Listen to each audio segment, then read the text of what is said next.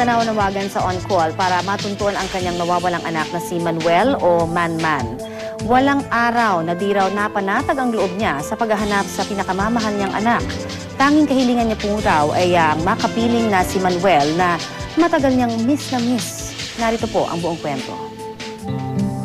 Ang masilayan at maalagaan ng anak sa araw-araw, ang pag-aasikaso ng kanyang isusuot na uniforme sa eskwelahan hanggang sa pagtuturo sa kanya ng kanyang mga takdang aralin. Ito raw ang mga bagay na hindi kailanman ipagpapalit na nagmamahal na inang si Glenda.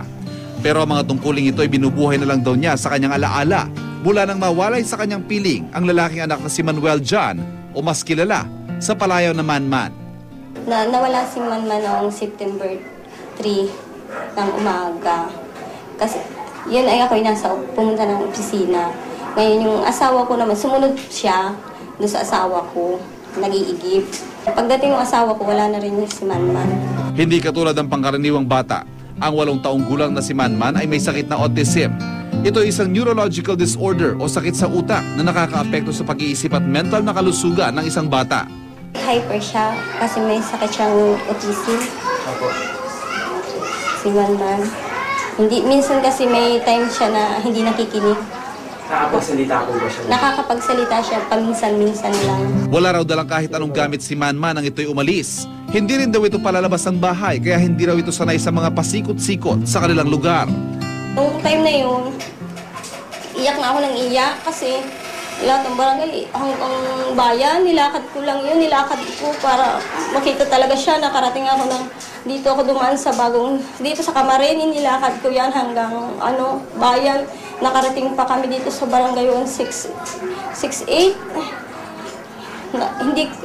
Hindi pa rin namin siya natagpuan. Saan na po kami nakarating na paghahanap. Malaki raw ang nagbago sa kanilang buhay pamilya, bunsod ng pagkawala ng masayahing batang si Manman. Kahit pagod na pagod ako, pag nakikita ko siya, ang saya ko. Ngayon, parang kahit sabihin mo nga, hindi ako pagod, pero malungkot, hindi ako nakakatulog eh. Minsan din ako makakain. Maraming kulang kasi parang siya yung aming bunso. Siya yung nagpapasaya sa amin. Kaya pakiusap ng nangungulilang inang si Glenda. Sana po, ibalik niyo sa amin si Manman. Kasi kulang po yung buhay ko po. Buhay namin kung wala po yung anak lalaki. Mahal ko po yun.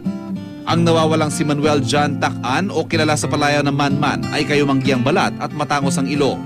Huli siyang nakita sa Tala, Caloocan na nakasuot ng orange sa t-shirt at blue na shorts. Kung sino man po ang nakakilala at nakakita sa kanya, maaari lamang ipagbigay alam ninyo sa mga numerong nakalagay sa inyong TV screen.